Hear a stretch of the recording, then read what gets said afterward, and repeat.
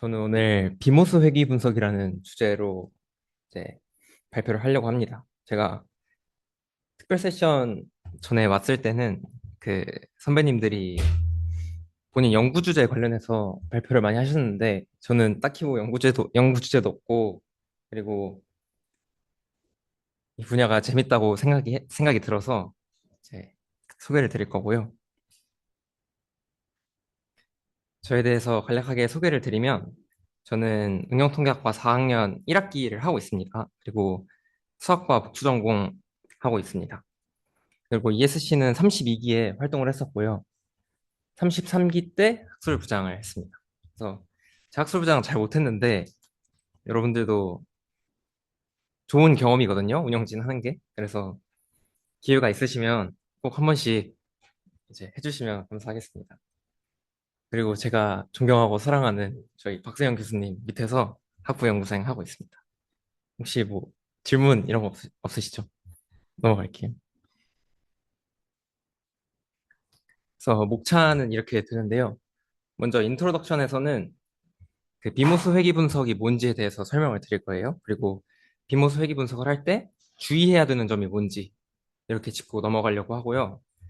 그러고 나서 차례로 1, 2, 3번 보시면 세 가지 비모스 회귀 분석을 하는 방법론에 대해서 소개를 해드릴 겁니다. 그리고 나서 요약을 하고 마무리를 할 건데 제 목표는 뭐냐면 저 스무딩 스플라인까지 하고 쉬는 거예요. 근데 한 시간이 넘을 수도 있거든요. 그래서 좀 이해를 해주시면 감사하겠습니다. 그리고 제가 회장님한테 그 며칠 전에 1시간 20분 정도 할 것 같다라고 말씀을 드렸는데 생각이 짧았고 좀 길어질 수도 있습니다. 네, 그러면 인트로덕션 시작해 볼게요. 그리고 제가 오늘 발표하는 내용은 딱히 필기를 하실 게 없어요. 그래서 뭐 그냥 화면을 보시고 들으시면 될 것 같습니다. 네. 먼저 비모스 회귀 분석이 뭔지에 대해서 설명을 드리려고 하는데요. 비모스 회귀 분석은 그냥 이름에 나와 있다시피 회귀 분석을 비모스적으로 하는 겁니다. 그래서 두 가지를 설명을 드려야겠죠. 회귀 분석이 뭘 하는 건지, 그리고 비모스적으로 회귀 분석을 하는 게 뭔지, 이렇게 두 가지를 먼저 소개를 해드리려고 해요. 회귀 분석을 혹시 아예 안 접해 보신 분들도 있을 수도 있는데, 간략하게 소개를 할 거기 때문에 들어주시면 되겠습니다. 회귀 분석은 세팅은 저희가 다 이미 익숙한 세팅입니다. X, Y 페어가 있는데, 이 페어가 같은 분포에서 독립적으로 나온 XY 페어예요. 여기서 X는 D 차원이라고 가정을 했습니다. 그리고 저희 목표가 뭐냐면 Y를 가장 잘 설명할 수 있는 X의 함수 M을 추정을 하는 거예요. 이게 저희 목표입니다. 이게 회귀 분석의 목표예요. 그래서 네 가지 스텝으로 이게 회귀 분석을 어떻게 진행하는지 정리를 해놨는데요. 첫 번째 스텝은 우리가 Y를 설명하는 함수 그 M이라고 얘기를 해놨는데 타겟 M을 확실히 정하고 가려고 합니다. 그래서 어떻게 정할 거냐면 요 y-mx의 제곱의 기대값을 최소화하는 m을 우리의 타겟으로 딱 정할 거예요. 그리고 그 m은 그 수학적으로 x가 주어졌을 때 y의 기대값 c 저 제곱의 평균을 최소화한다고 알려져 있습니다. 한번 해보세요. 궁금하시면. 아무튼 이 m을 이제 x가 주어졌을 때 y의 조건부 기대값으로 설정을 하고 이 m을 리그레션 펑션이라고 정의를 할 겁니다. 그리고 이게 우리의 타겟이 되는 거예요. 두 번째 스텝은 뭐냐면 이 m의 형태를 가정을 할 겁니다. m의 형태를 저희가 뭐 익숙한 저런 형태로 가정을 할 수가 있겠죠. 베타 제로부터 베타 d까지 이 d 플러스 d 더하기 1개의 파라미터를 사용해서 저런 식으로 m의 형태를 가정을 할 수가 있겠고요. 그리고 세 번째는 이런 식으로 m의 형태를 가정을 했으면 우리가 가지고 있는 샘플들을 가지고 저 m을 추정을 할 수가 있습니다. 그래서 우리가 m의 형태를 저렇게 가정을 했다면 저 베타들만 추정을 하면 되는 문제로 바뀌는 것이죠. 그래서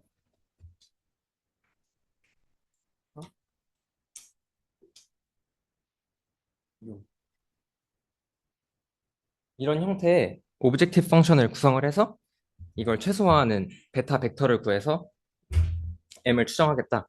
이런 전략을 세울 수가 있습니다. 그리고 마지막 단계에서는 이런 식으로 해서 베타 햇을 구했으면 이 베타 햇을 저렇게 저희가 가정했던 모델에 베타 햇, 베타 제로 햇, 베타 원 햇 이런 형태로 끼워 넣어서 M 햇을 결정해주면 되는 겁니다. 이게 저희가 지금까지 알고 있는 회귀 분석의 스텝이고요. 그리고 우리가 mx를 지금 조건부 기대값으로 정의를 했잖아요. 그래서 입실론 i를 이제 잘 설정을 하면 저희가 좀 더 익숙한 이런 폼으로 모델을 쓸 수도 있는데 지금 이게 중요한 건 아니라서 넘어갈게요. 그래서 m을 저희가 방금 봤던 예시처럼 이런 식으로 그 베타 제로부터 베타 d의 리니어 컨비네이션처럼 이렇게 형태를 가정을 하면 저희가 친숙한 이 다중 선형 회귀 분석 모델이 됩니다. 그래서 이 내용이 엄청 중요한 건 아닌데 그냥 복습 차원에서 한번 짚고 넘어가려고 해요. 그래서 노테이션 3개를 도입을 할 건데 먼저 xi 틸다를 도입을 합니다. xi 틸다는 기존 우리가 x 샘플이 x가 d 차원이잖아요. 거기에 첫 자리에다가 1을 끼워 넣는 거예요. 그게 이제 xi 노테이션이 될 거고요. 그리고 매트릭스 x랑 하고 y 벡터를 정의할 건데 x는 저희가 알고 있는 디자인 매트릭스고 y는 그냥 이제 아웃컴이 담겨져 있는 벡터입니다. 그렇게 되면 저희가 앞서 봤던 이 폼에서 이 부분 있잖아요. 이 부분을 이제 여기 쓴 것처럼 이제 이런 식으로 바꿔서 쓸 수가 있습니다. 그리고 저희가 디자인 매트릭스랑 저 y 벡터를 사용하면 이런 식으로 더 간단하게 쓸 수도 있어요. 그리고 이걸 최소화하는 지금 베타 벡터를 구하고 싶은 거니까 이 오브젝티브 펑션을 베타라는 벡터에 대해서 미분을 한 다음에 영어로 둬서 풀면 이렇게 베타 햇의 클로스드 폼이 이렇게 나오게 됩니다. 그리고 이 베타 햇을 사용해서 우리가 원하는 지점에서의 m의 추정값을 저렇게 스몰 x 틸다 트랜스포즈 베타 햇 이런 식으로 표현을 할 수가 있어요. 괜찮으신가요? 이거 여기까지가 저희가 기존에 알고 있는 회귀 분석입니다. 그래서 요 내용이 사실 중요한 건 아니라고 말씀드렸고 중요한 건 요거예요. 우리가 추정하고 싶은 m이 있고 기존에는 이 m의 형태를 이런 식으로 파라미터를 이용해서 가정을 한 다음에 샘플을 가지고 파라미터를 추정하는 식으로 회귀 분석을 했다. 이게 지금 중요한 겁니다. 그렇고요. 그러면 이제 회귀 분석을 비모수적으로 하는 게 뭐냐? 좀 감을 잡으셨을 수도 있을 것 같은데 회귀 분석을 비모수적으로 한다는 건 우리가 기존에 타겟으로 삼았던 그 리그레션 펑션의 파라메트릭 폼을 가정하지 않는 거예요. 그래서 보시면 요 바로 앞에서는 파라메트릭 폼을 가정했을 때 우리가 d 플러스 1개의 값만 추정을 하면 회귀 분석을 할 수가 있었죠. 근데 논 파라메트릭 리그레션에서는 이 m의 파라메트릭 폼을 가정하지 않고 이 m을 추정을 하겠다는 겁니다. 그래서 가정을 하지 않는 이유는 명확하죠. 왜냐하면 m이 그렇게 안 생겼을 수도 있으니까 좀 더 유연하게 추정을 하기 위해서 가정을 하지 않는 겁니다. 그래서 이제 이걸 어떻게 할 수 있냐에 대해서 제가 오늘 설명을 하려고 하는 거고요. 그걸 할 수 있는 3가지 방법론을 설명을 하려고 합니다. 그게 이제 각각 커널 스무딩, 스무딩 스플라인, 그리고 리프로듀싱 커널 히버 스페이스 리그레션 이렇게 3개를 소개를 해드리려고 해요. 그래서 몇 가지 리마크를 드리면 첫 번째 커널 스무딩에서 커널이랑 이 세 번째 리프로듀싱 커널 히버 스페이스에서의 커널은 다른 커널이라는 걸 먼저 말씀을 드리려고 합니다. 첫 번째 커널은 뭐냐면 혹시 커널 덴스 첫 번째 커널은 뭐냐면 혹시 커널 덴시티 에스티메이터라고 들어보신 분들이 있을 텐데 그때 커널이 이 첫 번째 커널 스무딩에서의 커널이고요. 이제 두 번째 커널은 뭐냐면 이제 머신러닝 공부하실 때 커널 트릭이라는 단어를 들어보신 적이 있으실 텐데 그때 커널 트릭에서의 커널입니다. 아무튼 두 개는 다른 거고요. 이 방법론들을 설명드리기 전에 먼저 비모수, 이 비모수 회귀 분석을 하기 위해서 주의해야 할 점을 한 가지 짚고 이제 본격적인 방법론으로 들어가도록 하겠습니다. 그래서 방금 뭐 선형 회귀 분석 하는 과정이나 이런 걸 봤을 때 자연스럽게 저런 질문을 하실 수 있을 것 같아요. 이렇게 생긴 요 요런 오브젝티브 펑션을 만들어서 얘를 최소화하는 m을 구하면 뭐 딱히 뭐 m의 형태를 가정하지 않고 이런 식을 최소화하는 m을 구하면 그게 그러면 되는 거 아닌가? 라는 생각을 하실 수가 있습니다. 근데 이거는 문제가 있어요. 이렇게 하면 어떤 m 해시 어떤 형태로 구해질까요?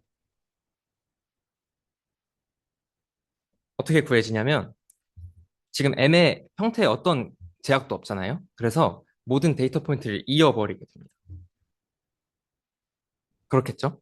그래서 이런 식으로 모든 데이터 포인트를 이어버리게 되면 우리가 이번 데이터셋을 가지고 피팅을 하면 뭐 이런 식으로 그려졌다라고 했을 때 같은 분포에서 조금만 다른 데이터가 샘플링이 돼도 모델의 모양이 확확 바뀌게 돼요. 이제 그런 걸 모델의 베리언스가 크다고 얘기를 하거든요. 근데 이제 이 회귀 분석에서의 그 예측 오차는 이 바이어스랑 베리언스, 모델의 바이어스와 모델의 베리언스로 쪼개질 수가 있는데 제가 그 식을 원래 넣었다가 그냥 그림으로만 설명하는 게 더 나을 것 같아서 그림으로만 가져왔습니다. 먼저 베리언스는 저희가 말했던 것처럼 샘플링을 할 때마다 모델이 확확 바뀌는 걸 의미를 해요. 베리언스가 크다는 건. 그리고 바이어스가 크다는 건 제가 여러 데이터셋에 대해서 각각 모델을 만들고 걔네들을 평균 냈을 때 실제 함수랑 얼마나 다른지 정도를 의미를 합니다. 바이어스는. 그래서 제가 어떤 시뮬레이션을 했냐면 이 좌측 상단에 보이는 이게 저희의 true 펑션이거든요. true m인데 먼저 좌측 하단에 있는 걸 볼게요. 뭘 한 거냐면 이 true 펑션을 기반으로 해서 샘플을 XY 페어를 엄청 많이 만든 거예요. 그 다음에 걔네들 가지고 모델을 피팅을 해요. 그리고 그 모델 피팅하는 것 자체를 50번을 한 겁니다. 그리고 빨간 선은 그 50번 피팅한 선의 평균이에요. 그리고 연한 빨간색으로 쉐이더처럼 나와 있는 건 그 각 지점에서의 표준 편차를 의미를 합니다. 그래서 이 리니어 리그레션 케이스를 보면 지금 빨간 선, 그러니까 각 모델들의 평균 같은 경우에 트루 펑션이랑 많이 벗어나 있는 걸 볼 수가 있죠. 이런 상황을 바이어스가 크다고 합니다. 그런데 대신에 요 연한 쉐이더 부분을 보면 굉장히 얇게 둘러싸고 있는 걸 볼 수가 있는데 이게 어떤 걸 의미하냐면 데이터가 조금씩 랜덤하게 바뀌어도 모델이 크게 편차가 없이 추정이 된다는 거예요. 그래서 이 상황에서는 바이어스가 크고 베리언스가 작은 상황입니다. 하고 요 우측 상단을 보시면 얘는 요 퀘스천에 있는 요 오브젝티브 펑션을 미니마이즈 하겠다는 목표로 거의 이제 점들을 이어버린 케이스입니다. 그리고 빨간 선은 그 모델들의 평균이고요. 이 쉐이더는 아까 말씀드린 것처럼 표준 편차예요. 보시면 빨간 선이 거의 트루 펑션을 거의 다 회복한 걸로 보이죠. 그래서 바이어스가 굉장히 작은 방법론이라는 걸 알 수가 있습니다. 어떤 방법론인지는 뭐 말씀 안 드리겠지만 거의 이제 데이터 포인트를 이어서 추정을 한 거예요. 대신에 표준 편차 저 밴드를 보시면 엄청나게 큰 걸 알 수가 있죠. 그래서 이거 사실은 표준 편차만 이렇게 표현을 한 거지만 어떤 데이터셋에 대해서는 이 모델이 진짜 뭐 이런 식으로 아예 안 맞게 추정이 되었을 수도 있는 거예요. 그래서 이런 상황에서는 모델의 신뢰도가 확 낮아지겠죠. 그래서 이 바이어스와 베리언스를 이 적절히 조절하는 게 중요합니다. 그래서 비모스 회귀 분석에서는 자칫하면 이런 모양으로 베리언스가 엄청 큰 모델이 만들어질 수도 있기 때문에 그걸 잘 조절하는 게 중요하고요. 뒤에 나오는 세 가지 방법론 중에 하나를 이용해서 제가 이 모델을 학습해서 그려본 건데요. 보시면 왼쪽에 있는 리니어 리그레션이랑 비교를 하면 바이어스가 엄청 줄어든 걸 볼 수가 있죠. 대신에 베리언스는 조금 늘어났습니다.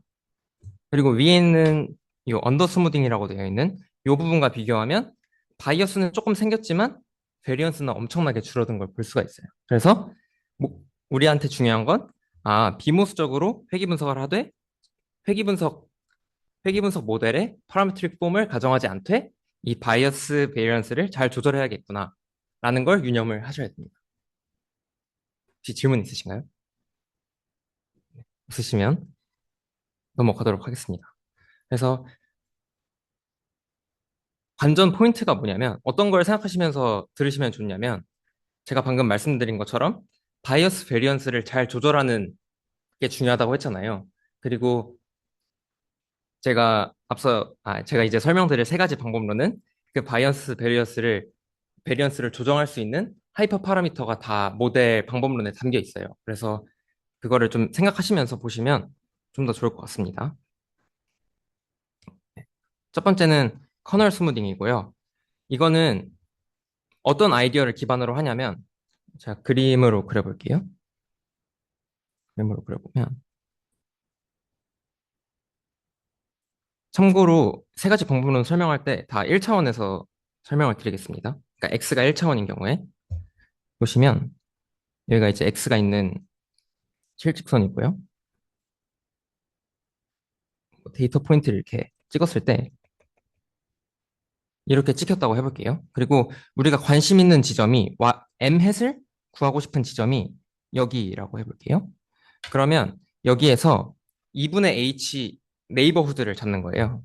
그래서 이런 식으로 x 마이너스 2분의 h 이런 식으로 x 플러스 2분의 h 이런 식으로 네이버후드를 잡습니다. 그리고 이 네이버후드 안에 들어오는 요 x들이 있겠죠. 얘들이 있는데 이 x들에 대응하는 y 값들이 또 있을 거예요. 그 y 값들의 평균으로 이 x에서의 m 햇을 결정하는 것이 이 커널 스무딩의 기본 아이디어입니다. 그래서 보시면 스텝 1 보시면 먼저 스몰 x에 이 2분의 h 네이버후드를 만들고요. 스텝 2를 보시면 그 네이버후드 안에 들어오는 x i들에 해당하는 y i들의 평균으로 m 햇 x를 결정을 합니다. 그래서 그걸 식으로 써놓은 게 이 첫 번째 줄이에요. 보시면 파란색으로 제가 인디케이터 표현을 해놨는데 분자 먼저 확인을 해보면 xi가 저 스몰 x 마이너스 2분의 h랑 스몰 x 플러스 2분의 h에 들어온 경우에만 켜지죠. 그래서 그런 아이들만 더했고 분모를 보시면 그런 아이들의 개수입니다. 그래서 저희가 생각하는 거랑 딱 맞는 식을 써놓은 거예요. 그리고 저 인디케이터 펑션을 k라는 함수를 이런 식으로 정의해서 대체를 할 수가 있습니다. 그래서 요 t 자리에다가 xi-x 나누기 h를 넣으면 같은 의미가 되거든요. 그래서 이런 폼으로 우리가 k를 활용해서 좀 더 깔끔하게 적을 수가 있습니다. 그리고 마지막 단계는 뭐냐면 이 k를 지금은 인디케이터 펑션으로 설정을 했지만 이 k를 어떤 커널 펑션이라고 하는 것으로 일반화한 것이 바로 커널 스무딩입니다. 그래서 커널 펑션은 그럼 어떤 게 커널 펑션이 될 수 있냐 하면은 이게 책마다 조건이 조금씩 다른데 요 앞에 두 개가 가장 스탠다드한 조건이거든요. 첫 번째, 이 K는 실수에서 실수로 가는 함수인데, 첫 번째 조건은 전체 K를 적분했을 때 1이어야 되고요. 두 번째는 T를 곱해서 적분했을 때 0이어야 됩니다. 그래서 두 번째 조건을 보시면 Y축 대칭 조건이라고 생각하시면 돼요. 이거는 이제 예시를 보시면 더 명확하고요. 커널 예시 네 가지를 가져왔는데, 뭐 이렇게 생겼습니다. 조건에 다 맞는 커널들이고요. 괜찮으시죠? 네, 그렇습니다. 그래서 아까 봤던 그 K 자리에다가 우리가 방금 봤던 그런 일반적인 커널 펑션을 끼워 넣으면 우리가 생각하는 커널 스무딩 에스티메이터를 만들 수가 있습니다. 그리고 그 에스티메이터를 나다라야 왓슨 에스티메이터라고 불러요. 그래서 정의를 다시 읽어보면 커널 펑션 K를 정하고요. 어떤 양수 H에 대해서 이 M 햇을 아까 봤던 형태로 이런 식으로 정의를 하게 되면 그걸 나다라야 왓슨 에스티메이터라고 합니다. 네. 그래서 이걸 의미적으로 한번 확인을 해보면 이 mx라는 거는 우리가 스몰 x라는 지점에 관심이 있는 거예요. m 햇 값에 관심이 있는 거예요. 보시면 요 안에 값을 한번 봐볼게요. 요 안에 값이 스몰 x와 가까운 샘플들, 가까운 xi들이면 이 k 안에 들어가는 값이 0에 가까워지겠죠? 0에 가까워질 겁니다. 그러면 요 그림에서 봤을 때 0에 가깝다는 건 더 큰 가중을 준다는 거예요. 그래서 여기 보시면 이 분모는 이미 i에 대해서 다 더해져 있기 때문에 요 파트 자체를 우리가 이 웨이스로 볼 수가 있는데 우리가 관심 있는 지점에 가까운 샘플에 가중을 줘서 이 yi들의 웨이티드 에버리지를 한 거라고 생각하시면 됩니다. 그게 나다라와 같은 에스티메이터예요. 그래서 노트 4개를 적었는데 첫 번째는 이 h라고 하는 걸 우리가 밴드위스라고 부릅니다. 이 밴드위스 생각해 보시면 아까 처음에 이 아이디어를 설명드릴 때 h만큼 네이버들을 잡아서 그 안에 들어오는 샘플을 이용한다고 했잖아요. 그래서 점점 h를 키우면 키울수록 더 많은 yi들을 사용하게 되겠죠. 그래서 더 평탄한, 더 스무스한 그런 m 햇이 나오게 됩니다. 그래서 제가 아까 바이어스 베리언스 트레이드오프 말씀드릴 때 그걸 조절하는 장치가 있을 거라고 했잖아요. 그래서 이 커널 스무딩에서는 h가 그 역할을 하는 거예요. 그래서 h를 잘 정하는 게 아주 중요합니다. 두 번째 노트는 그럼 커널은 어떻게 정하냐? 라고 생각하실 수 있는데 이것도 띠오리가 있기는 해요. 하지만 커널의 선택은 h만큼 중요하진 않다고 알려져 있습니다. 뭐 이렇게까지만 말씀을 드리고요. 세 번째 노트는 이 m의 형태를 보시면 이런 식으로 쓸 수가 있죠. 요 LIX는 Y랑은 관련이 없는 네, 수입니다. 넘버입니다. 어떤. 이렇게 YI의 이런 리니어 콤비네이션으로 M 햇을 나타낼 수가 있으면 이 M을 리니어 스무더라고 말을 합니다. 굳이 이걸 언급하는 이유는 저희가 앞으로 계속 볼 모델들이 다 리니어 스무더예요. 그리고 저희가 이미 알고 있는 그 다중선형 회귀 분석도 이 M 햇의 형태를 보면 리니어 스무더라는 걸 알 수가 있습니다. 그래서 한번 써볼까요? 그래서 M 햇 죄송합니다. M 햇 X를 이렇게 보시면요. 어, 이렇게 쓸 수가 있잖아요. 근데 베타 햇 같은 경우에는 이제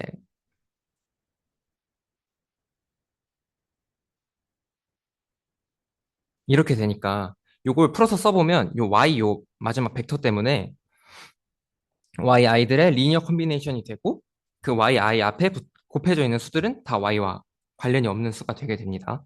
그래서 우리가 알고 있는 리니어 리그레션도 리니어 스무더다라고 말씀을 드리고요. 마지막 노트는 요 나다라야 왓슨 에스티메이터로 정의한 이 식은 이 오브젝티브 펑션을 미니마이즈한 값과 동일합니다. 그래서 이것도 의미적으로 설명을 해드리면 우리가 지금 관심 있는 지점이 스몰 x잖아요. 그리고 여기 지금 스몰 x가 들어가 있는데 xi가 스몰 x와 가까워질수록 값이 커지잖아요. 요 k의 값이 커지잖아요.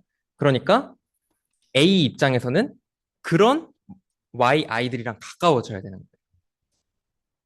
그래서 이제 로컬하게 스몰 x와 가까운 지점의 yi들을 더 영향을 많이 받아서 이용을 하게 되는 거죠. 그리고 이 형태를 보시면 A가 어떤 실수예요. 그렇기 때문에 로컬 컨스턴트 에스티메이터라고 부르기도 합니다. 이 나다라와 같은 에스티메이터를. 질문 있으신가요? 있으시면 넘어가겠습니다. 그래서 예시를 가져왔는데 아까랑 똑같은 함수입니다. 보시면 이게 실제 함수고요. 데이터들을 이런 식으로 만든 거예요. 그리고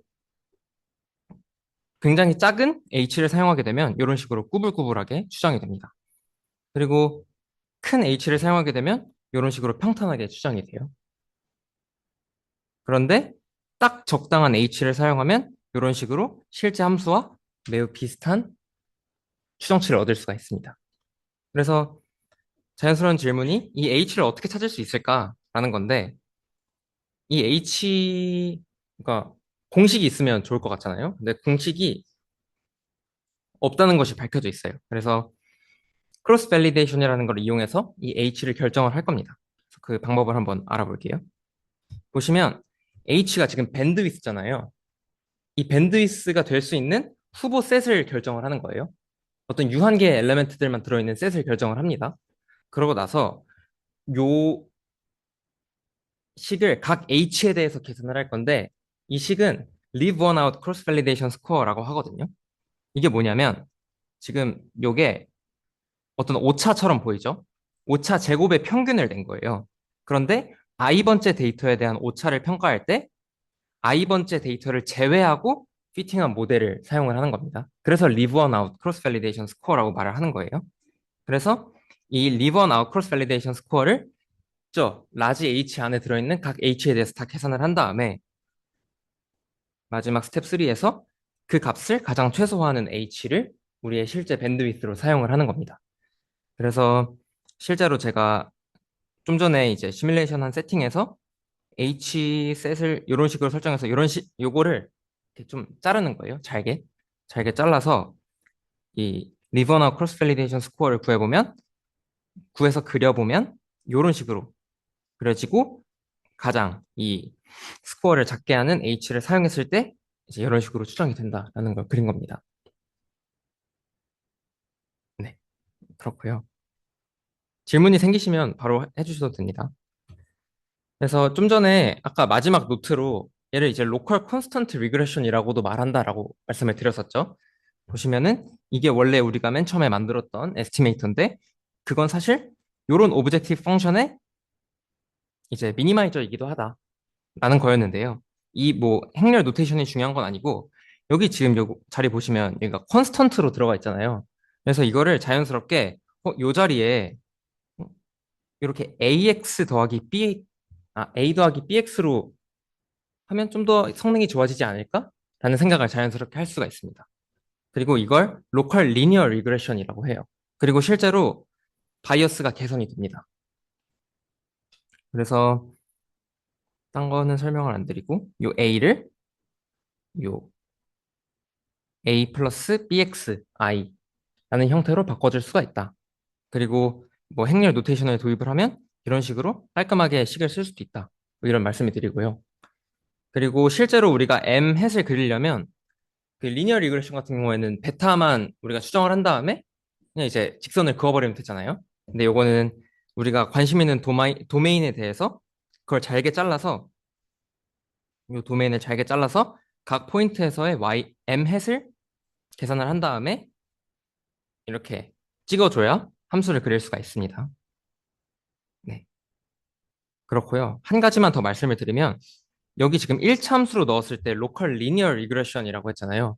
이거를 그러면 더 차수가 높은 방식으로 하고 싶다는 생각이 들 수도 있어요. 그래서 그런 걸 이제 로컬 폴리노미얼 리그레션이라고 합니다. 그래서 그때는 차수도 하나의 하이퍼 파라미터가 돼요. 그래서 t가 너무 커지면 베리언스가 마찬가지로 커지고요. 그래서 그런 거를 잘 조절하는 띠오리도 있으니까 관심 있으시면 찾아보시면 좋을 것 같고 그 서울대학교에 그 박병욱 교수님이 이 커널 리그레션의 전 세계적인 대가이시거든요. 그래서 그 그 교수님의 이제 렉처 노트나 이런 것도 다 공개가 돼 있으니까 공부해 보시면 좋을 것 같습니다. 관심이 있으시면요. 네, 여기까지가 커널 스무딩이었고요. 그럼 이제 스무딩 스플라인에 대해서 설명을 해드리겠습니다. 스무딩 스플라인은 접근하는 아이디어가 조금 달라요. 보시면 이번에는 어떻게 접근할 거냐면 아까 우리가 처음에 고려했던 요 오브젝티브 펑션 있죠? 요 오브젝티브 펑션에 문제가 있다고 말을 했어요. 데이터 포인트를 다 이어버린다. 라는 문제가 있어서 데이터 포인트를 다 이어버리면 엄청 꾸불꾸불해지겠죠? M 햇이. 그래서 이렇게 생긴 페널티 텀을 도입을 할 겁니다. 람다 곱하기 요 M의 두 번 미분의 제곱의 적분을 이런 식으로 페널티 텀으로 추가를 할 거예요. 이게 어떤 의미를 가지냐면 그냥 받아들이시면 되는데 이 M의 곡률에 페널티를 추가한다고 생각하시면 됩니다. 그래서 람다가 커질수록 저 적분값이 작아져야 될 거 아니에요. 실제 M 햇을 구할 때.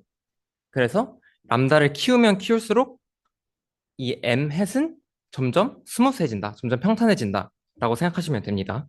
그래서 아까 커널 스무딩의 밴드위스와 마찬가지로 여기서는 람다가 이 바이어스 밸리언스를 조절하는 그런 하이퍼 파라미터라는 걸 생각해 볼 수가 있어요.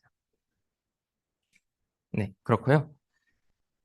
보시면은 이런 식으로 페널티 텀을 추가를 했다는 건 기본적인 가정으로 요, 이 적분값이 유한하다는 가정을 사실은 깔고 있는 겁니다. 깔고 있는 거고, 그럼 깔았으면 이제 비모스 회귀 분석이 아니지 않냐라고 하실 수가 있는데, 그렇진 않죠. 왜냐하면 M의 형태의 어떤 파라메트릭 폼의 가정을 한 건 아니니까요. 그래서 이런 가정이 추가가 된 거고, 이런 식의 오브젝티브 펑션을 미니마이즈하는 M을 고르겠다라는 전략을 세울 수가 있는 겁니다. 그래서 여기 뭐 이 적분값의 직관에 대해서 좀 적어놨는데, 이거는 한번 계산을 해보세요. 한 0에서 1 정도까지 해서 계산을 해보시면 직관적으로 좀 더 구불구불할수록 이 적분값이 크다는 걸 알 수가 있습니다. 그렇고요. 그러면 이제 의문이 들 수밖에 없는 게, 그럼 이렇게 생긴 오브젝티브 펑션을 최소화하는 M을 어떻게 구할 수가 있냐라는 질문이 드실 수밖에 없습니다. 그리고 그거에 대한 답이 나와 있는데요. 바로 이 내추럴 큐빅 스플라인이라는 것으로 결정을 할 수가 있어요. 그래서 내추럴 큐빅 스플라인이 뭔지 한 두 슬라이드 정도에 알아보고 어떻게 내추럴 큐빅 스플라인으로 이걸 풀 수 있는지 설명을 해드리겠습니다.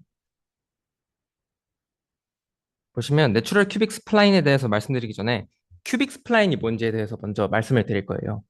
큐빅 스플라인은 잘 따라오셔야 되는데 먼저 이 그림을 가지고 설명을 해볼게요.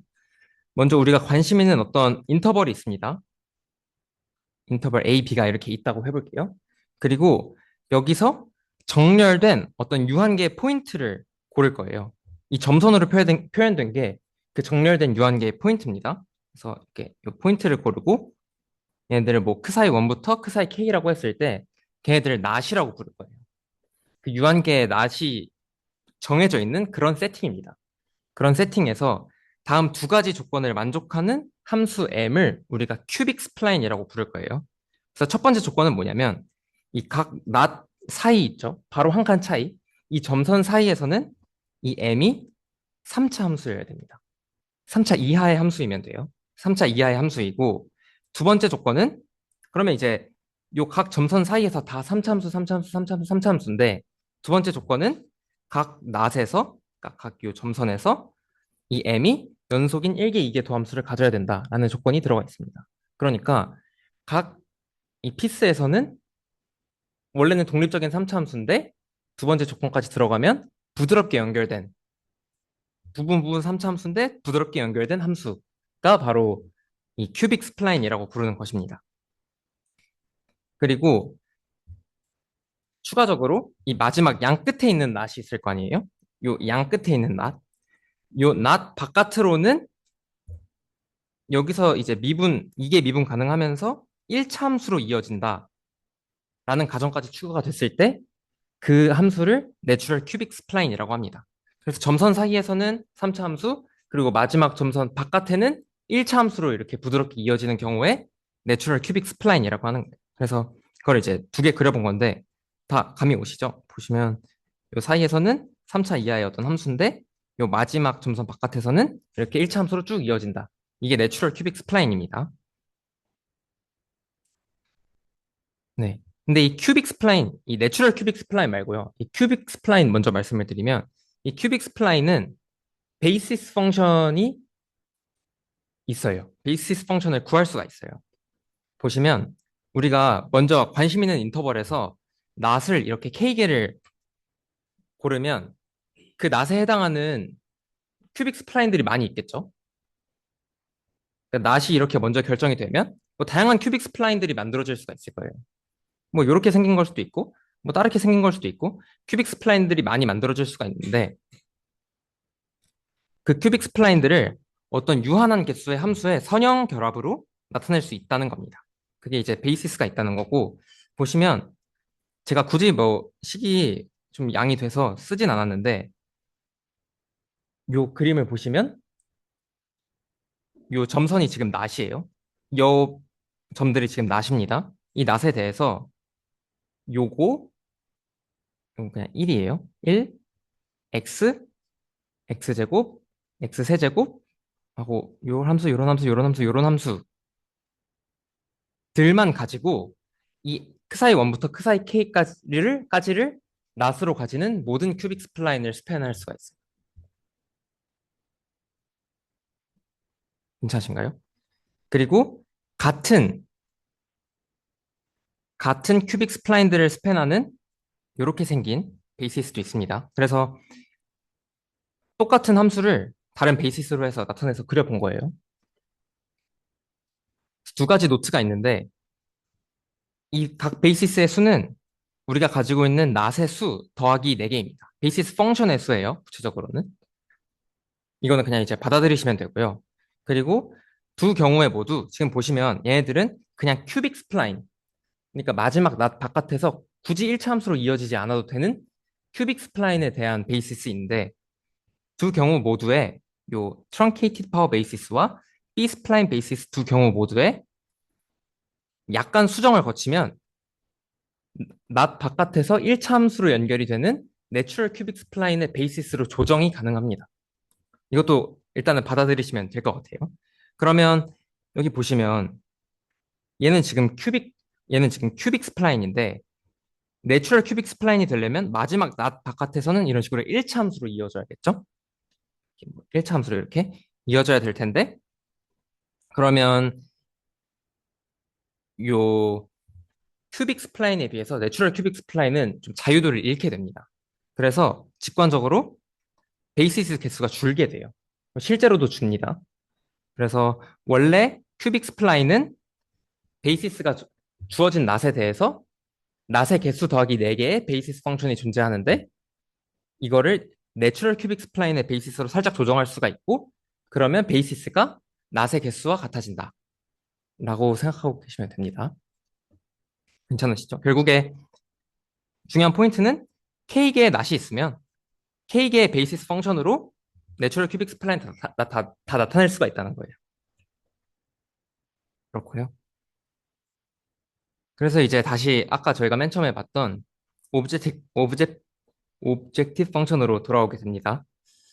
보시면 요게 아까 저희가 봤던 오브젝티브 펑션이죠. 스플라인 렘마라고 스플라인 렘마라고 하는 게 있는데요. 얘를 미니마이즈하는 m은 우리가 가지고 있는 x 데이터 포인트들을 낫으로 하는 내추럴 큐빅 스플라인이라는 렘마가 있습니다. 되게 저는 이제 되게 흥미로운 결과였는데 신기하죠?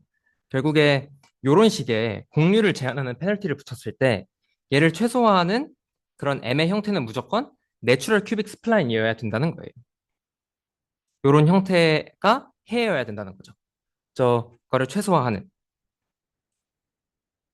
증명은 그렇게 복잡하진 않은데 좀 시간 관계상 그리고 좀 길어서 제외를 했는데 제가 마지막에 레퍼런스로 넣어놓은 교재들에 다 있습니다. 증명이. 네, 그렇고요. 그러면 어떤 결과를 우리가 얻을 수가 있냐면 이 오브젝티브 펑션의 미니마이저가 내추럴 큐빅 스플라인 이 데이터 포인트들을 낫으로 하는 내추럴 큐빅 스플라인이라는 걸 우리가 알았잖아요. 그래서 이 x1부터 xn까지를 낫으로 하는 내추럴 큐빅 스플라인의 베이시스 펑션에 대해서 베이시스 펑션 앞에서 본 것처럼 낫이 n개면 n개의 베이시스 펑션이 있겠죠. 내추럴 큐빅 스플라인을 만들어내는 그 베이시스 펑션을 요 에타 1부터 에타 n이라고 한다면 요 미니마이저는 요런 식으로 이 베이시스 펑션의 리니어 콤비네이션으로 쓸 수가 있습니다. 이게 엄청 강력한 정리인 거예요. 그래서 어차피 이 오브젝티브 펑션의 미니마이저는 요런 꼴이라는 걸 우리가 알고 있으니까 m의 자리에다가 이걸 넣고 이런 식으로 m의 자리에다가 이 베이시스 펑션의 리니어 콤비네이션을 넣고 이걸 최소화하는 베타를 구하자는 식으로 목표를 바꿀 수가 있습니다. 그리고 이렇게 구한 m 햇을 스무딩 스플라인이라고 불러요. 이 챕터의 제목인 스무딩 스플라인이라고 부릅니다. 그래서 원래는 이런 식을 미니마이즈 했어야 됐지만 이제는 이런 식을 미니마이즈 하는 베타 햇을 구하면 됩니다.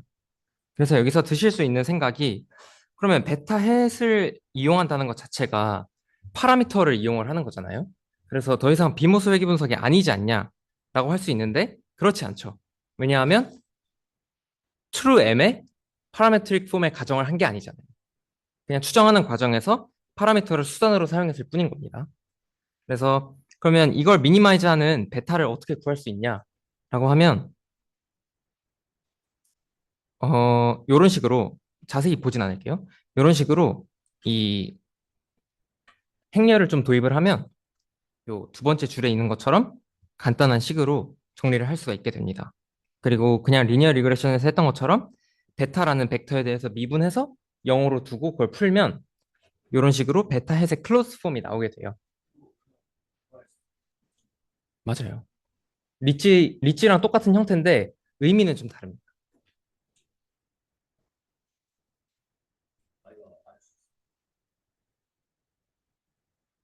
아, 요 오메가가 i가 아닐 수도 있으니까요.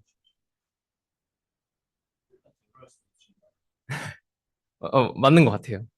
근데 리치랑은 살짝 좀 느낌이 다른 게 리치 자체는 파라메트릭 폼을 가정하고 그 파라미터의 크기를 줄이는 식으로 되는 거잖아요.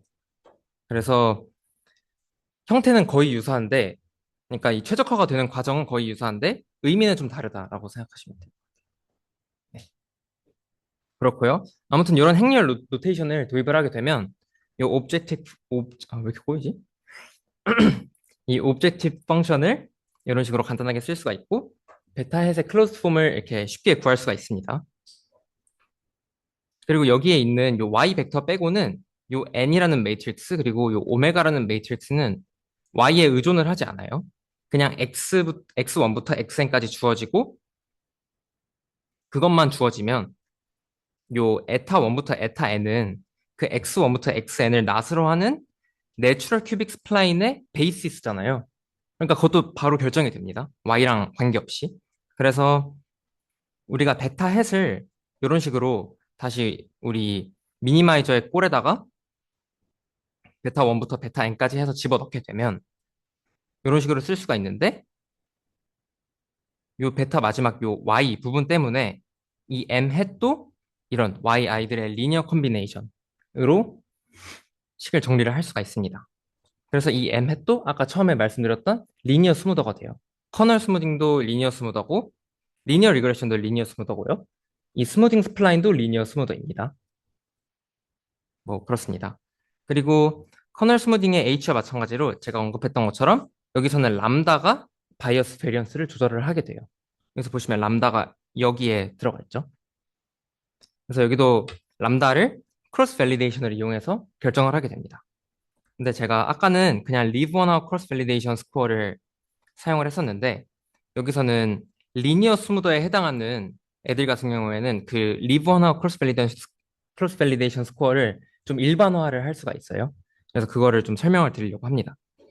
보시면 요 M 햇을 리니어 스무더라고 했을 때, 즉 요런 꼴로 표현이 가능하다고 했을 때 다음과 같은 식을 생각을 해볼 수가 있습니다. 이게 무슨 식이냐면 우리가 가지고 있는 데이터 포인트 x들이 있죠. x1부터 xn. 그 위치에서의 m 햇 값들을 이렇게 벡터로 묶어 놓은 거예요. 그러면 리니어 스무더가 지금 이렇게 형태가 잡혀 있으니까 이런 식으로 쓸 수 있죠. y 벡터들을 이렇게 만들고 요 매트릭스를 이런 식으로 쓰면 이 식이 성립을 할 겁니다. 하나하나 생각해 보시면 돼요. 얘는 이제 이렇게 곱한 거죠. 그래서 기존 리니어 스무더 공식에 생각해 보시면 이게 성립을 합니다. 그리고 나서 요 앞에 곱해지는 요 매트릭스를 S라고 줄 거예요. 그리고 이 S를 스무딩 매트릭스라고 부를 겁니다. 그리고 그 S의 대각합이 있죠? 트레이스? 그 트레이스를 누라고 하고 그거를 effective degree of freedom이라고 할 거예요. 그래서 이게 막 갑자기 이런 생소한 걸 왜 하냐라고 할 수도 있는데 리니어 리그레션을 생각해 보시면 되게 자연스러운 정의입니다. 리니어 리그레션 같은 경우에는 이 S가 뭐가 되죠? 얘네들이 이제 Y 햇으로 볼 수가 있잖아요. Y 햇 벡터라고. 그러니까 리니어 리그레션에서 이 S는 햇 매트릭스예요. 그렇게 되고 이 햇 매트릭스의 대각합은 뭐가 되죠? 피처의 개수가 되죠. 그래서 저희 노테이션에서는 D가 되는 겁니다. 그래서 되게 자연스러운 확장이에요. 그리고 그 D가 자유도잖아요. 그 모델에. 그렇고요. 그래서 리니어 스무더에 대한 정리를 좀 더 했는데 이걸 가지고 어떻게 할 거냐면 저희가 좀 전에 봤던 leave one out cross validation score를 좀 확장을 할 거예요. 보시면 요 첫 번째 식이 이 leave one out cross validation score의 기존 식이었습니다. 그리고 리니어 스무더에 대해서는 그 식을 이런 식으로 바꿔서 쓸 수가 있어요. 왜 바꿔서 쓸 수 있는지는 한번 각자 해보세요. 보시면 뭐가 달라졌냐면 여기 첫 번째 식은 볼 때 i번째 오차를 우리가 계산을 할 때 i번째를 빼고 피팅한 모델을 가지고 오차를 구했죠. 근데 여기서는 그럴 필요가 없습니다. 두 번째 식에서는 똑같이 같은 의미인데 i번째 샘플을 빼고 이제 만든 모델로 에러를 구할 필요가 없어요. 그러니까 여기서는 사실 n번 서로 다른 모델을 만들었어야 되는 건데 여기서는 모델을 하나만 만들면 되는 거죠. 전체 모델을 가지고. 대신에 분모에 뭐가 들어가냐면 요 LII라는 텀이 들어가게 되는데 그거는 각 i번째 샘플에 대응하는 요 스무딩 매트릭스의 대각 원소입니다. 그래서 아무튼 이런 식이 성립을 해요. 이게 회귀 분석에서도 이런 식을 다루는 걸로 기억을 하는데 아무튼 그렇습니다. 그리고 나서 한 번 더 이걸 일반화를 할 건데 요 LII 같은 경우가 방금 제가 뭐라고 말씀드렸냐면 요 각 샘플에 해당하는 요 스무딩 매트릭스의 대각 원소라고 했어요. 근데 여기에 그거 하나하나를 각각 넣는 게 아니라 얘네들의 평균 값을 그냥 넣어버리는 겁니다. 그게 바로 n분의 누예요. 누는 여기서 대각 합으로 정의를 했었죠. 그러니까 LII 자리에다가 이 대각 원소들의 평균을 대체해서 넣으면 이제 요 폼이 나오는데 이 폼을 Generalized Cross Validation이라고 합니다. 네. 그렇고 아까 리버나 크로스 밸리데이션 스코어 계산했던 것처럼 요것도 똑같이 하면 돼요. 그래서 보시면 람다의 후보 셋 L을 먼저 결정을 합니다. 이것도 똑같이 아까 H와 마찬가지로 그 다음에 요 각 람다에 대해서 Generalized Cross Validation Score를 계산을 하는 거예요. 이 람다는 요 M을 피팅할 때 반영이 되는 거겠죠. 그래서 다 계산을 한 다음에 이런 식으로 그림을 그리는 겁니다. 그리고 이 Generalized Cross Validation Score를 최소화하는 람다를 우리가 진짜 사용하는 람다로 사용을 하는 거예요. 그 람다를 사용했을 때 이런 식으로 추정이 됩니다. 잘 되죠? 그래서 여기서는 람다를 0.05에서 1.22로 사용을 했는데 이것도 마찬가지로 잘게 자르는 거예요. 그래서 중요한 게 이거를 그냥 람다에 대한 함수로 생각했을 때 얘 최소값이 존재한다는 이론적 보장은 없어요. 그래서 꼭 그림을 그려봐야 됩니다. 어떤 모양인지를. 네. 여기까지가 스무딩 스플라인 내용이었고요. 이제 커널 스무딩이랑 스무딩 스플라인 관련된 좀 더 확장된 내용들이 있어요. 그래서 그 에스티메이터를 실제로 만들었을 때 어떤 통계적 성질을 가지는지, 그리고 방금은 제가 둘 다 1차원에서 설명을 드렸죠. 근데 차원이 늘어나면 어떻게 되는지, 그리고 그냥 차원이 늘어나는 게 아니라 샘플 사이즈랑 같이 차원이 막 엄청 늘어나는 그런 세팅에서는 어떻게 하는지, 이런 내용들이 있는데 시간 관계상 이거는 생략을 했고요. 이제 궁금하시면 제가 말씀을 드릴 수 있습니다. 그리고 이제 쉬는 시간을 가질 건데 쉬는 시간 가지고 어떤 내용을 볼지 제가 한마디만 하고 쉬는 시간을 가질게요. 보시면 이런 오브젝티브 펑션을 이제 고려를 할 겁니다. 방금 스무딩 스플라인이랑 되게 형태가 비슷한데 여기는 이제 페널티 텀에 어떤 놈의 제곱의 형태가 들어가 있어요. 그리고 우리가 이 타겟 펑션 m을 구하는 게 목표인데 이 m이 어떤 좋은 함수 공간 hk에 있다고 생각을 하는 거예요. 그리고 이 오브젝티브 펑션의 미니마이저인 m햇을 마찬가지로 이 좋은 함수 공간 hk에서 찾을 겁니다. 그러면 방금 전에 스무딩 스플라인에서 했던 것처럼 그 미니마이저를 아주 간단한 꼴로 찾을 수가 있어요. 그리고 이 좋은 함수 공간을 Reproducing Kernel Hilbert Space라고 합니다. 그래서 이거는 쉬는 시간 끝나고 네, 말씀을 드리도록 하겠습니다. 감사합니다.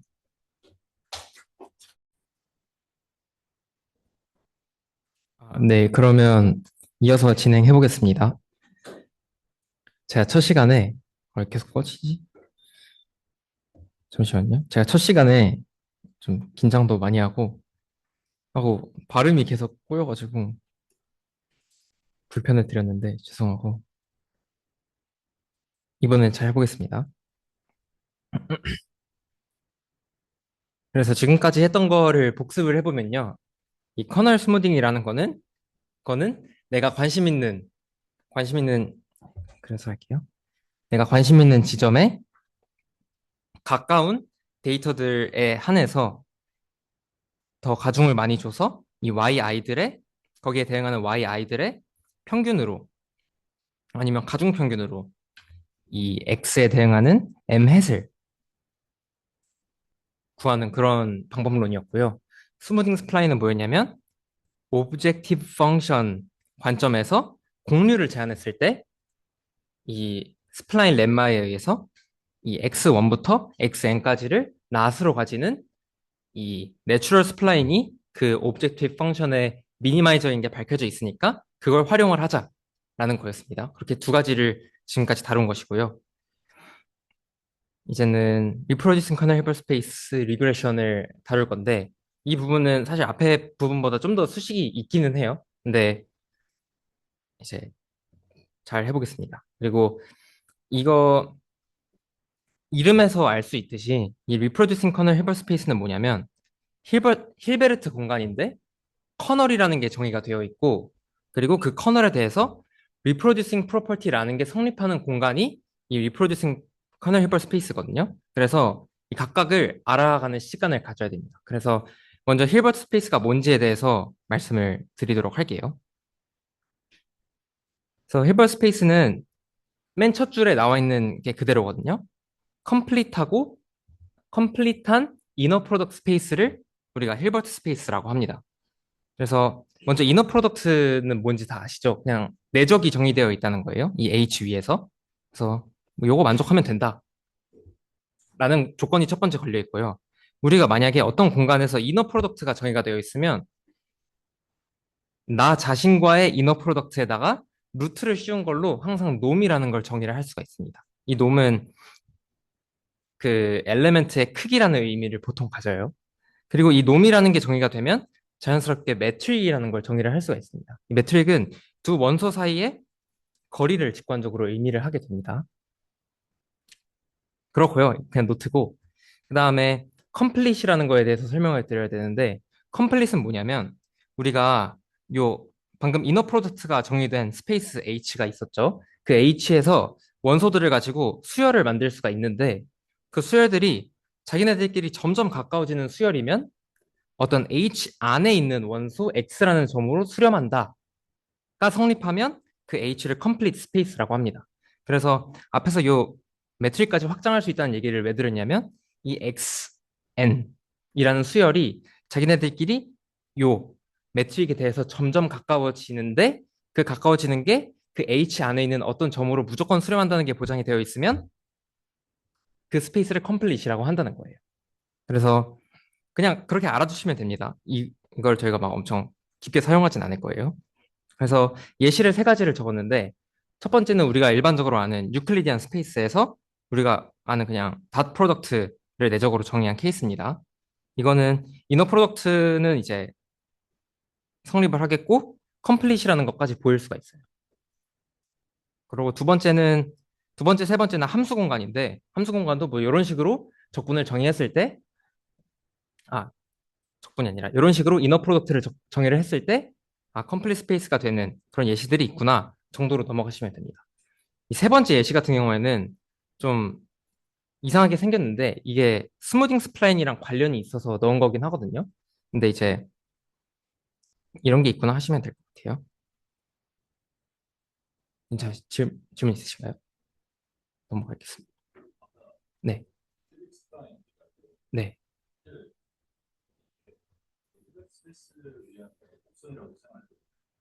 맞아요. 근데 이, 이 마지막 페이지에 있거든요. 스포를 하셨는데 이게 선을 넘으신 것 같은데 이거 장난입니다. 아무튼 관련이 있어요. 그래서 이 공간을 소개를 해드렸습니다. 그렇고요. 그래서 이제 힐버트 스페이스가 뭔지 알았으니까 리프로듀싱 커널 힐버트 스페이스는 뭔지에 대해서 이제 알아나가 보려고 합니다. 이 리프로듀싱 커널 헬퍼 스페이스는 제가 굳이 준비를 해온 이유가 그 머신러닝 페이퍼들을 보면 엄청 많이 나와요, 이 단어가.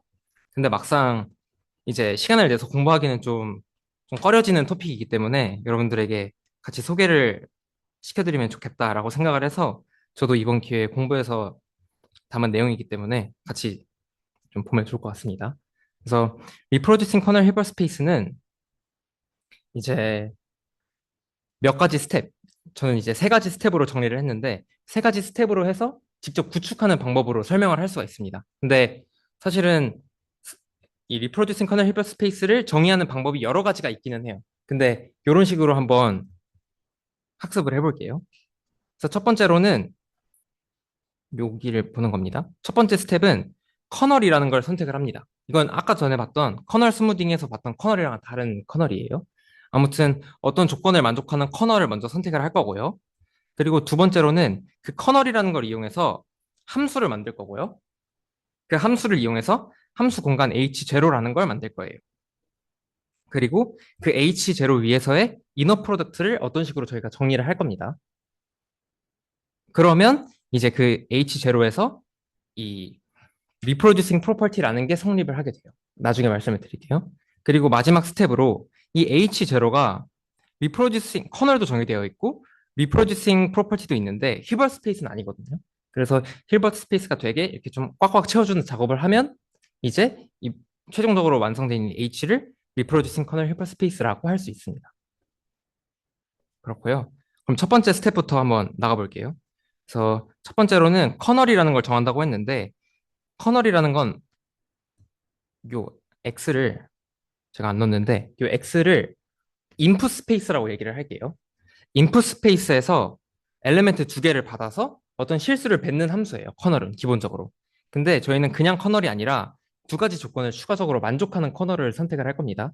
그 두 가지 조건이 이 시메트릭하고 포지티브 세미 데피니시예요.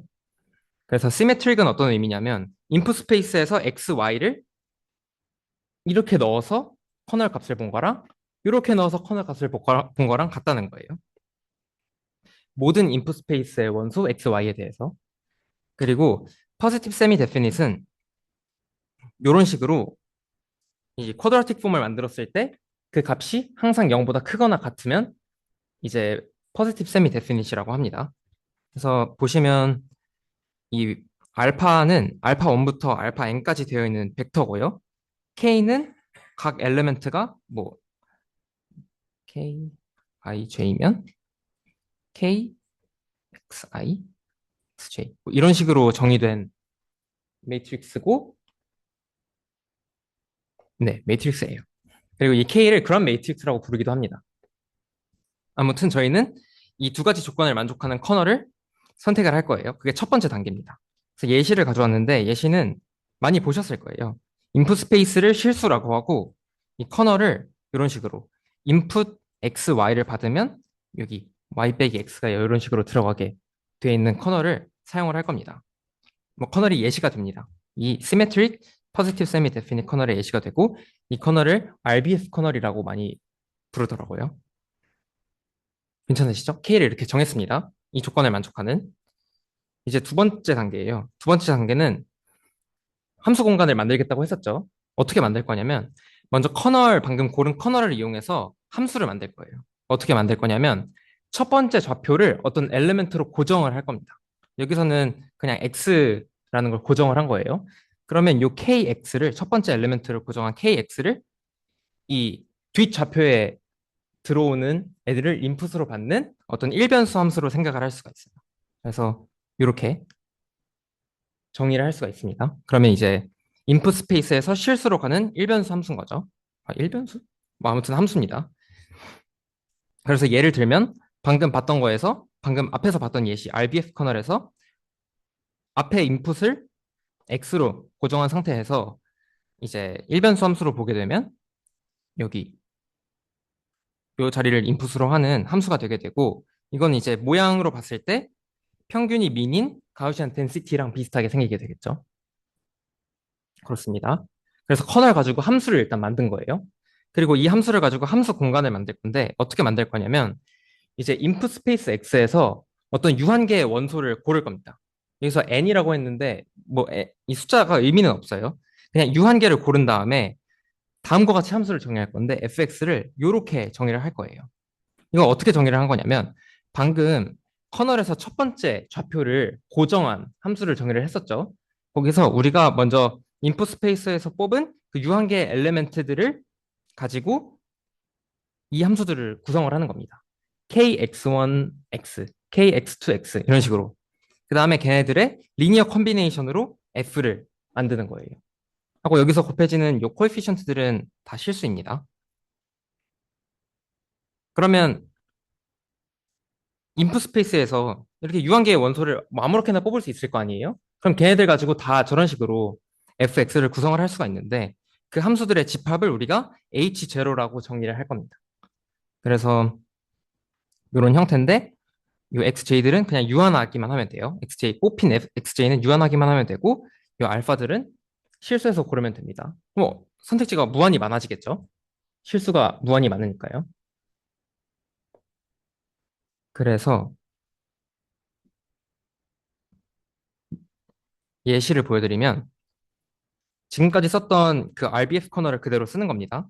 첫 번째 x를 고정해놓고 이 y의 함수로 보겠다라고 얘기를 했었는데 이 x를 요 실직전에서 유한계를 뽑아서 고정을 해놓고 리니어 컨비네이션 만들어서 그려본 거예요.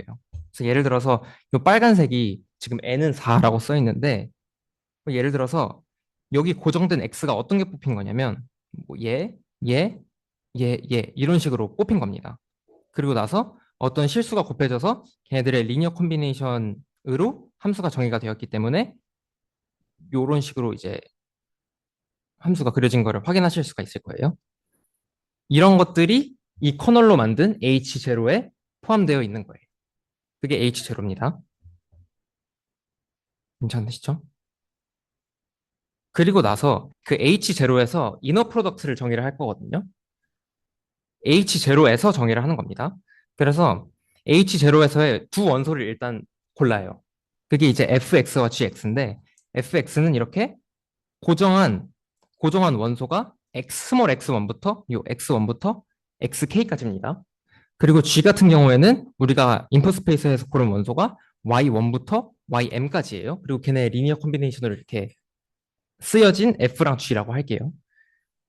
그랬을 때 요 fg의 이너 프로덕트를 우리가 어떻게 정의를 할 거냐면 이런 식으로 더블 서메이션으로 정의를 할 겁니다. 그래서 보시면 원소를 잘 보시면 요 코에피션트들이 쓰여져 있고 요 커널 펑션에다가 앞에 자리에는 이제 x1부터 xk가 들어가게 되는 것이고요. 뒤에 자리에는 y1부터 ym까지가 들어가게 돼서 총 k 곱하기 m개의 텀이 더해지는 꼴로 이너 프로덕트를 정의를 합니다. 그리고 이런 식으로 이너 프로덕트를 정의하면 놈을 바로 정의를 할 수가 있다고 했죠. 그래서 자기 자신과의 이너 프로덕트의 루트를 씌운 게 이 함수 공간에서의 놈이 되는 거예요. 그리고 그걸 이렇게 써보면 이제 이런 식으로 쿼드라틱 폼으로 정리를 할 수가 있게 되고 이 f의 놈은 이런 식으로 적을 수가 있게 됩니다. k를 잘 정의하면요. 이렇게 이제 이너 프로덕트를 정의를 했을 때 사실 잘 정의가 됐다는 걸 보여야 되는데 일단 그거는 받아들일게요. 그렇게 했을 때 다음 제가 설명드릴 이 reproducing property라는 게 성립을 하게 됩니다. 이 reproducing property는 뭐냐면 우리가 H0에서 F를 하나 골라요. 그러면 걔는 이런 형태로 생겼겠죠. 여기서 서메이션은 유한계에 대해서 되어 있는 겁니다. 이 상태에서 이 F라는 함수와 커널에서 첫 좌표가 X로, 이 스몰 X로 고정되어 있는 커널의 이너 프로덕트를 구해보면 이 F에다가 이 고정되었던 이 X를 대입한 이 FX가 된다라는 게 reproducing property입니다. 그래서 왜 그런지 한번 살펴보면 요 G, 여기서의 G를 요 KX라고 생각하시면 돼요. 그러면 KX라는 건 그냥 X가 인풋 스페이스에서 선택이 된 거고 이게 지금 하나가 있는 거죠. 그러니까 썸이 하나만 있는 거고 베타는 지금 1인 상태인 겁니다. 그렇게 봤을 때 이 이너 프로덕트를 생각해 보면 얘는 지금 합이 하나에 대해서만 되어 있기 때문에 이 J에 대한 서메이션은 사라질 거고요. 이 베타는 아까 1이라고 했고, 요 yj 자리에 그냥 x가 들어가게 됩니다. 그래서 이렇게 쓸 수가 있어요. 그리고 그건 f의 정의에 의해서 fx가 됩니다. 이게 이제 reproducing property고요. 그리고 나서 이제 마지막 단계로 어, 좀 지금은 와닿지 않을 수도 있는데 아마 나중에도 와닿지 않을 수도 있습니다. 근데 아무튼 설명을 드릴게요. 보시면 마지막으로 h를 구성을 할 건데 어떻게 구성할 거냐면 이 h가 지금 함수들의 공간이고 이너 프로덕트가 잘 정의되어 있습니다. 있다고 믿을게요. 그런데 힐버트 스페이스는 아닐 수 있거든요. 그래서 힐버트 스페이스가 되도록 이 빈 공간을 이렇게 채워주는 겁니다. 어떻게 채우는지는 사실 되게 복잡한 수학적 아이디어가 들어가는데 채웠다고 생각할게요. 그래서 그렇게 채운 함수 공간을 우리가 H라고 하고 H의 내 이너 프로덕트를 뭐 이런 식으로 정의를 할 수 있긴 하거든요.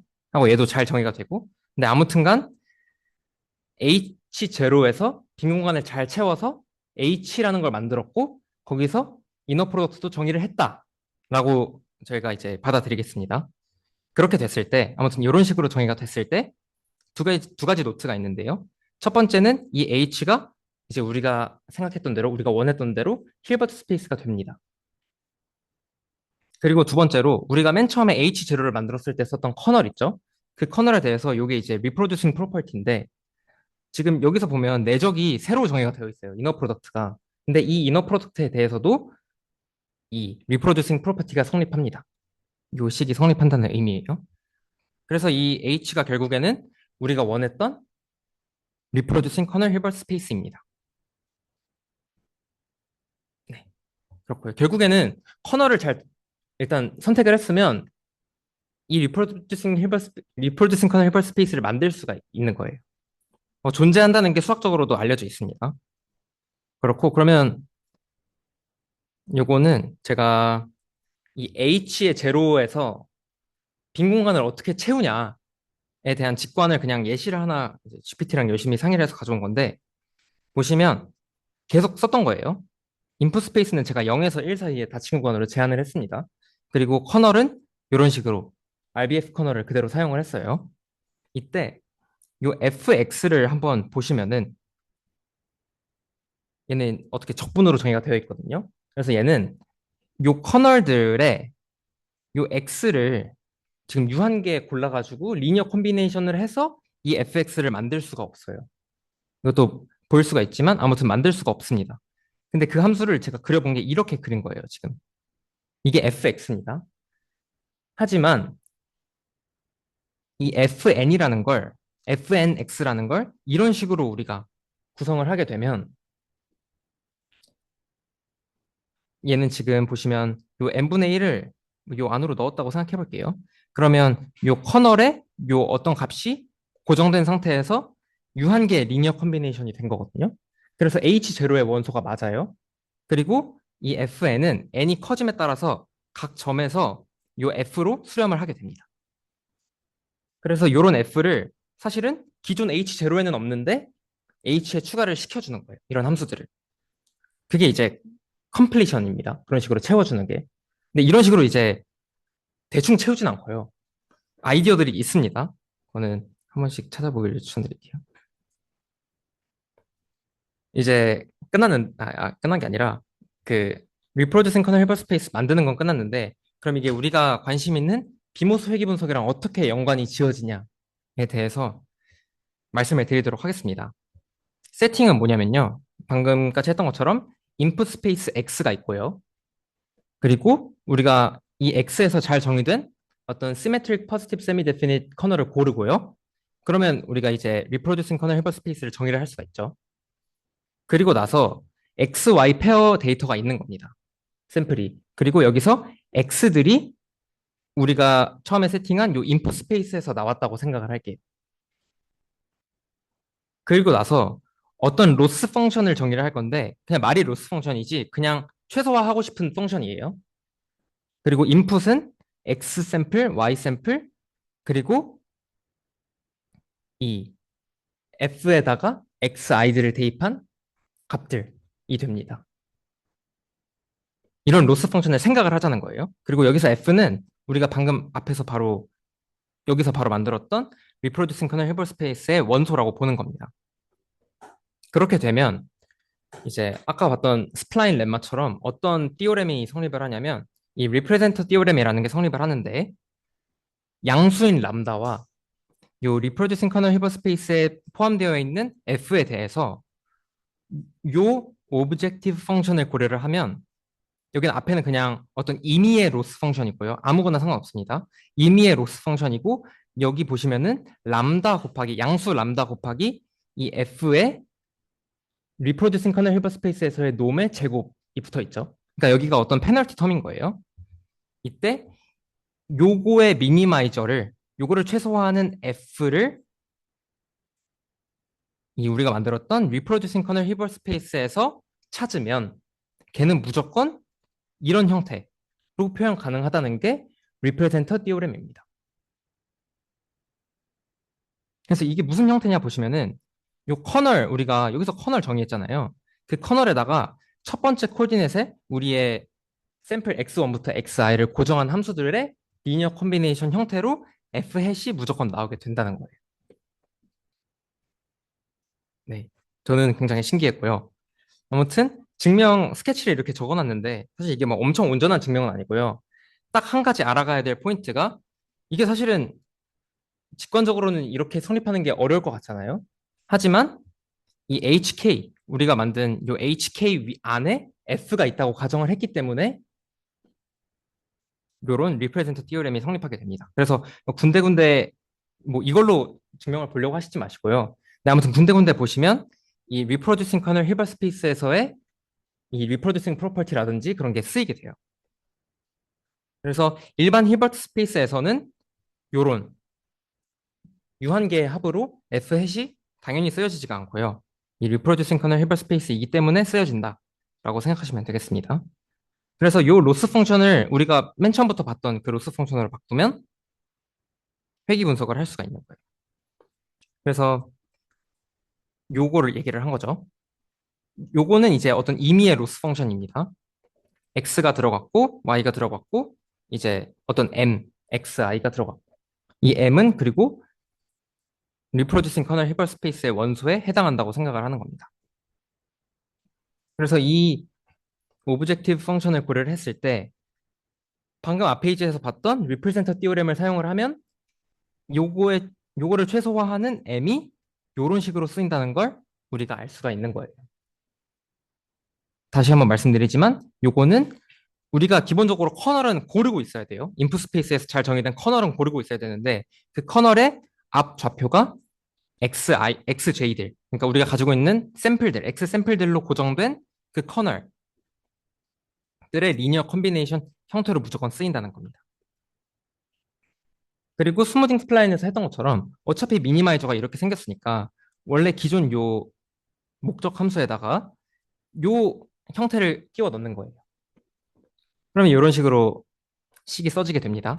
끼워 넣고 이제는 이 식을 최소화하는 알파들을 추정하겠다라는 목표를 바꾸게 돼요. 이것도 마찬가지로 알파라는 파라미터를 사용하는 것처럼 보이지만 m의 형태의 파라메트릭 폼을 가정하는 것이 아니기 때문에 이것도 똑같이 비모수 회귀 분석이고요. 그래서 보시면 적당한 이제 행렬 노테이션, 벡터 노테이션을 도입을 하면 요 식도 이런 식으로 간단하게 표현을 할 수가 있습니다. 그리고 지금까지 했던 것처럼 알파라는 벡터에 대해서 미분을 하고 0으로 둬서 그 알파를 풀면 이런 식으로 알파의 클로스드 폼을 구할 수가 있게 돼요. 그리고 그 알파, 요건 이제 벡터잖아요. 알파 1부터 알파 n까지 있을 텐데 알파 1 햇부터 알파 n 햇까지로 구성된 벡터일 텐데 걔네들을 여기 자리에다가 다 끼워 넣어주면 m 햇을 결정을 할 수가 있는 겁니다. 그래서 결론적으로 우리가 적절한 커널만 고를 수가 있다면 간단한 계산으로 이렇게 m이 엄청나게 복잡한 함수 공간에 있다고 가정을 했는데 m을 추정을 할 수가 있는 거예요.